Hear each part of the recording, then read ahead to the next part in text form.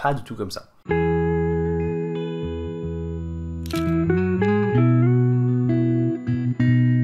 Salut les apprentis photographes, aujourd'hui on va parler de créativité. Déjà, la créativité c'est quoi? On va jeter un œil dans le dictionnaire. Créativité, pouvoir de création, d'invention. Ok, ça nous avance pas beaucoup, on va aller voir création. Création, action de donner l'existence, de créer. Ok, j'ai pas l'impression d'être beaucoup plus avancé, on va voir créer du coup. Créer, faire, réaliser quelque chose qui n'existait pas encore. Ok, donc quelque chose qui ressort de ces trois définitions, c'est que la création, le fait de créer la créativité, c'est le fait de fabriquer quelque chose, de faire sortir quelque chose de soi qui n'existe pas encore. Et ça, c'est le point intéressant. C'est qui n'existe pas encore. Créer, en fait, c'est apporter quelque chose de neuf au monde. Être créatif en photo, ça va donc vouloir dire faire des photos qui sont complètement neuves, qui ne sont jamais vues, qui sont originales. Le point important, c'est l'originalité. Dans cette vidéo, je voudrais parler de trois choses. 1. C'est quoi le mythe de la créativité? 2. Pourquoi je pense que la créativité, en fait, ça n'existe pas? Et 3. Comment vous pouvez être créatif? Non, c'est pas antithétique, il va juste falloir suivre la vidéo jusqu'au bout pour essayer de comprendre un petit peu ce que je veux dire. Qu'est-ce que c'est que ce mythe de la créativité? Quand on pense créativité, on pense souvent à une scène de film. Un artiste maudit, dans un studio maudit, qui porte des habits maudits et tout pourris. Il dort sur un matelas tout pourri aussi, et maudit bien sûr, et tout ça pendant des années.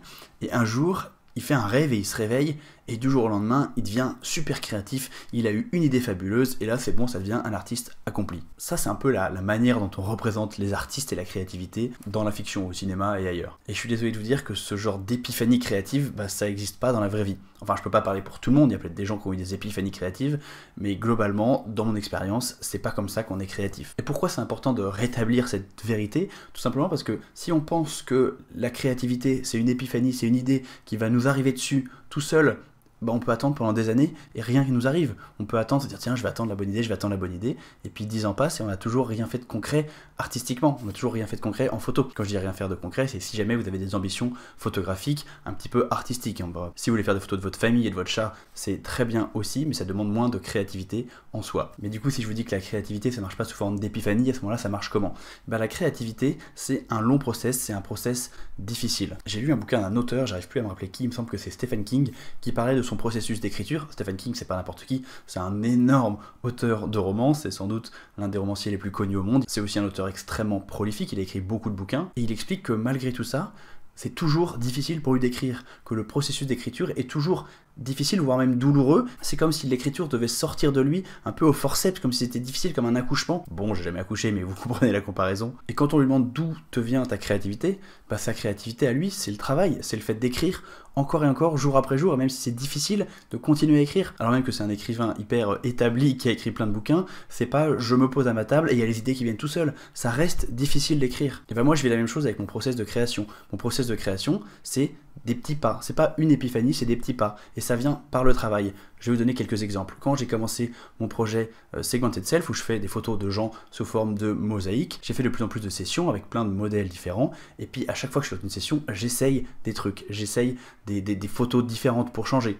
Un jour, j'ai fait une double exposition avec une modèle, j'ai trouvé ça sympa, j'ai envie de creuser un petit peu, j'ai fait des triples expositions, des quadruples expositions, et puis au final, avec toutes ces expositions les unes par-dessus les autres, je me suis dit que ça ressemblait tout simplement à un flou de mouvement, et j'ai essayé de faire des photos avec du flou de mouvement. Et finalement, j'ai fait de plus en plus de photos avec du flou de mouvement, et petit à petit, et quand je dis petit à petit, c'est long, quoi. Ça a pris peut-être un an entre le moment où j'ai commencé à faire une double exposition et le moment où je suis arrivé à cette envie de faire des photos vraiment floues. J'ai commencé à travailler sur ce qui est devenu un nouveau projet qui a rien à voir avec le projet Segmented Self et qui s'appelle Blurred One, et donc c'est un projet de portrait de gens flou. Ce que j'essaie de vous montrer ici, c'est que je ne me suis pas réveillé un jour en disant « Ah, je vais faire des portraits de gens flous parce que les gens flous c'est cool ». Non, il y a un long processus qui vient de qu'est-ce que je veux montrer. J'essaye de montrer des corps différemment, j'essaie de faire ressentir des corps plutôt que simplement les montrer, et du coup je suis passé par plein d'étapes, d'abord les mosaïques, puis les doubles expositions, et puis ça m'a amené petit à petit vers le flou. Je dis pas que j'aurais pas pu avoir l'idée du flou directement, je dis que sans même chercher, cette idée elle est venue toute seule par le travail, par l'expérimentation. C'est pas du jour au lendemain je change tout, c'est à chaque fois j'essaye un petit truc, et puis ah ça me donne une petite idée, et puis encore une petite expérimentation, et puis je change un petit truc, et puis voilà, je suis tout le temps en mouvement, je suis tout le temps en train d'essayer, et c'est comme ça que j'arrive à des idées que je considère comme créatives. Et l'idée reçue que je veux vraiment démonter, c'est que la création ça doit être facile, que sinon c'est pas de la vraie création. Non, la création c'est difficile pour tout le monde, c'est des petits pas. Dans les films, il y a toujours l'écrivain qui pendant des mois n'écrit pas un seul mot, il a vraiment l'angoisse de la page blanche, et un jour il a un déclic, et là il rédige un roman en 2 semaines. ça n'existe pas. En tout cas, je ne connais personne qui fonctionne comme ça. Dans la vraie vie, un écrivain, ça va être plutôt, ok, j'écris, c'est un petit peu difficile, puis à un moment, je me mets dedans, et là, j'arrive dans un état de flow créatif où vraiment c'est facile, et pendant une semaine ou deux, ça va être plus facile, et puis après, ça va être plus dur, mais je continue à travailler, parce que c'est en continuant à travailler que je vais retrouver cet état de flow et pouvoir me remettre à écrire de manière un peu plus facile. Et voilà, on est toujours sur une sinusoïde de moments où c'est plus ou moins simple. Et c'est vraiment pareil pour moi en photo. En ce moment, je bosse sur un projet de photo de rue qui me tient particulièrement à cœur, que j'aime beaucoup au Rolleiflex. J'essaie de faire une sortie par semaine pour ce projet précisément. Il y a des jours comme la semaine dernière où je rentre, je suis mais tellement content, j'ai fait tellement de bonnes photos, je suis vraiment dans cet état de flow créatif où tout est facile, tout vient tout seul.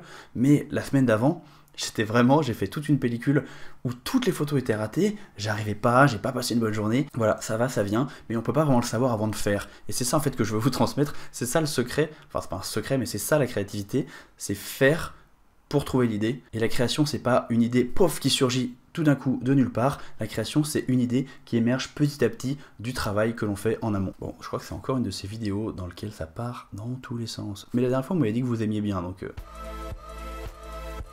Deuxième chose que je voulais dire sur la créativité, c'est que tout simplement, à mon avis, ça n'existe pas. Si on revient à la définition première de la créativité que j'ai trouvée dans le dictionnaire, la créativité, c'est créer quelque chose d'original, créer quelque chose qui vient de soi au sens où ce n'est pas la reproduction de quoi que ce soit, c'est nouveau. Donc la créativité en photo, ça serait de faire une photo qui n'a été jamais vue avant et qui ne s'inspire de rien d'autre que de nous-mêmes. Autant vous dire que je n'y crois pas du tout. Pour être plus clair, je ne crois pas qu'une création, une photo ou autre, puisse être 100% originale, à part peut-être les rares génies qu'on croise une ou deux fois par siècle. Je pense que la manière dont on construit, la manière dont on crée, est juste le résultat d'un ensemble d'influences. On va faire un petit exemple, pas lié à l'art. Mes opinions politiques. Je ne vais pas vous donner de détails, rassurez-vous, c'est pas le sujet. Mais il se trouve que mes convictions politiques, elles se sont forgées avec le temps, en fonction de par qui j'ai été élevé, en fonction de là où j'ai grandi, en fonction de ce que j'ai lu, en fonction des gens que j'ai côtoyés, en fonction des gens que j'ai rencontrés, en fonction des voyages que j'ai faits, en fonction des événements de la vie en fait. Je suis absolument certain que si j'étais né dans une autre famille, que j'avais pas eu la chance de faire des études et que j'étais en ce moment en train de travailler à l'usine au lieu d'avoir la chance de faire des vidéos YouTube pour vivre, j'aurais pas les mêmes convictions politiques. Et ça, c'est pas quelque chose qu'on a beaucoup envie d'entendre, on a beaucoup envie de se dire, parce qu'en fait, on a très envie d'être unique. On a très envie de penser qu'on est un être absolument unique, mais c'est pas du tout le cas. Mais on est juste en fait le produit d'un million de facteurs différents. Et à mon avis, c'est pareil dans l'art et c'est pareil dans la photo. Est-ce que je crée vraiment ?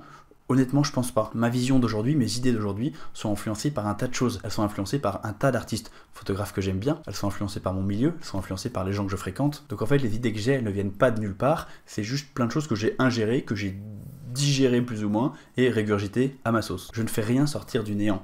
J'imite. J'adapte, je modifie, je pousse plus loin, je reproduis, je mélange. Je fais ma grosse tambouille avec tout ça et j'en sors mes idées, mais qui ne sont au final pas des idées originales.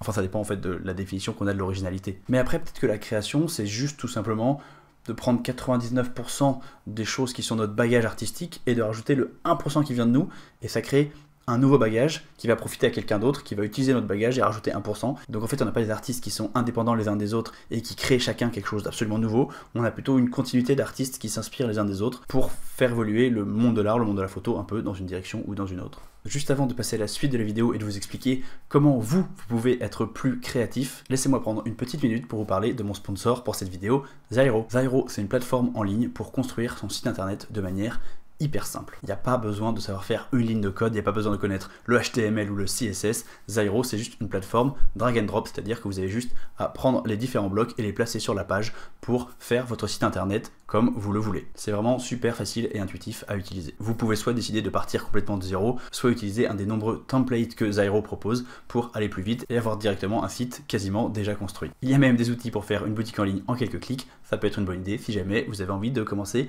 à vendre quelques tirages. Et comme chez Zairo, ils sont sympas, ils vous ont fait une petite promotion spéciale pour les abonnés de cette chaîne. Donc en cliquant sur le lien dans la description en utilisant le mode Paul, c'est moi, c'est mon nom, P-A-U-L. Vous aurez 55% de réduction, 3 mois gratuits et un nom de domaine gratuit. Ils ont plusieurs plans en fonction de vos besoins. Et bien sûr, plus vous vous engagez pour longtemps, si vous vous abonnez pour 2 ans, évidemment, ça sera moins cher que si vous vous abonnez pour 1 mois. Mais bon, je vois pas trop l'intérêt de s'abonner pour 1 mois parce que si on fait un site internet, c'est pour qu'il soit accessible à tout le monde et pas pendant 1 mois, mais pendant les prochaines années. En tout cas, si vous n'êtes pas très sûr de vous, vous pouvez essayer Zairo gratuitement pendant 30 jours. Donc vous avez 1 mois pour essayer et si jamais ça vous plaît pas, il vous rembourse. En tout cas, merci beaucoup à Zairo pour continuer à soutenir soutenir la chaîne. Et si vous êtes photographe, même un photographe amateur et que vous n'avez pas encore votre site internet, eh ben il est temps de s'y mettre. Et avec Zyro, c'est l'occasion. À la lumière de ces deux réflexions plus ou moins fumeuses sur la créativité, j'en viens à ce qui doit vous intéresser le plus, j'imagine.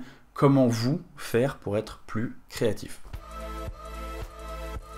La première chose, c'est évident, c'est de ne pas attendre une illumination divine qui va du jour au lendemain faire « Waouh, j'ai une super idée, ça y est, papa, je pars sur un projet ». Non, ça ne va pas arriver, vos idées elles vont pas venir de nulle part, vos idées elles ont besoin d'être nourries.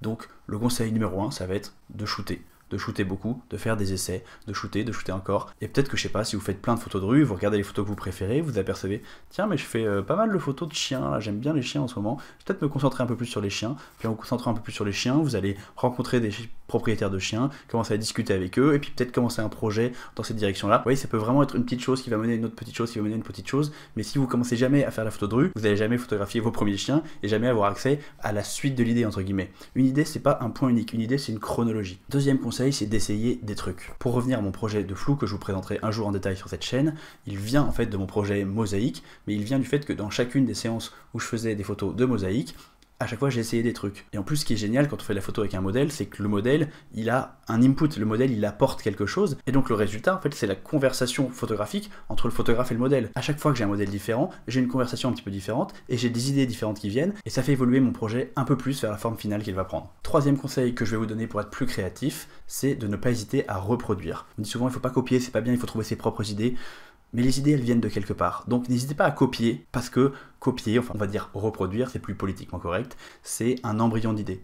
Vous avez l'idée de quelqu'un, vous la trouvez forte, vous essayez de reproduire quelque chose qui ressemble, et puis vous y ajoutez votre petite sauce, et puis peut-être que ça va vous guider vers quelque chose de nouveau. Et ça aussi c'est une leçon, ça va être la leçon numéro 4 je crois, c'est que quand on commence à avoir un embryon d'idée, il faut un peu tirer sur le fil de la pelote pour essayer de dégager toute cette pelote de laine, parce qu'une idée ça vient pas d'un coup de manière très claire. On va se dire tiens, je sens que ce truc ça m'intéresse un petit peu, donc je vais continuer, je vais refaire une session pour creuser un petit peu, refaire la même chose, ah mais ça m'inspire ça, hop, et petit à petit on arrive vers notre idée finale. Et encore, l'idée d'idée finale, je pense que ça n'a pas vraiment de sens, parce qu'en fait les idées elles peuvent continuer à évoluer en continu. Donc trouvez-vous un exercice qui vous plaît, trouvez-vous un projet qui vous plaît, même si c'est pas un projet que vous considérez 100% original, 100% créatif, et vous allez broder à partir de ça. Mais ce qui est absolument certain, c'est que si vous faites pas de photos, vous n'allez pas subitement avoir des folles idées en photo. Pensez à ce que dit Stephen King, il faut écrire tous les jours, même quand c'est difficile. Donc voilà, on pourrait résumer par aller faire des photos et ça va venir tout seul. Non, allez faire des photos, expérimenter et ça va venir tout seul. Surtout, on perd pas courage et même si c'est difficile, ça n'empêche pas de prendre du plaisir dans le processus. S'il y a une chose que je veux que vous reteniez, c'est que la créativité, comme on la voit dans les films, c'est un mythe pour la plupart des gens et que attendre cette illumination en faisant rien, c'est la meilleure manière de ne faire jamais rien. Cette illumination, si elle arrive un jour, cette idée, si elle arrive un jour, elle viendra du travail que vous faites avant. Donc, shootez, travaillez, essayez, expérimentez, copiez. C'est comme ça que vous arriverez à trouver vos propres idées, à créer, entre guillemets. Même si, bon, comme je l'ai montré tout à l'heure, la création, c'est jamais vraiment 100% original. Mais même si vous rajoutez votre petit pourcent d'originalité sur les idées des autres, ça donnera quelque chose de nouveau. Voilà qui conclut cette vidéo sur la créativité. J'ai pas mal de trucs à dire sur la créativité, donc si jamais le sujet vous intéresse, dites-le moi tout simplement en commentaire pour que je fasse un épisode 2. Pensez à me suivre sur Instagram pour suivre les évolutions de mes projets créatifs. Si vous êtes un photographe débutant, j'ai créé un guide gratuit qui s'appelle « Devenez un meilleur photographe en 12 semaines ». Vous pouvez le télécharger complètement gratuitement en cliquant sur le lien dans la description. Abonnez-vous bien sûr à cette chaîne. Salut!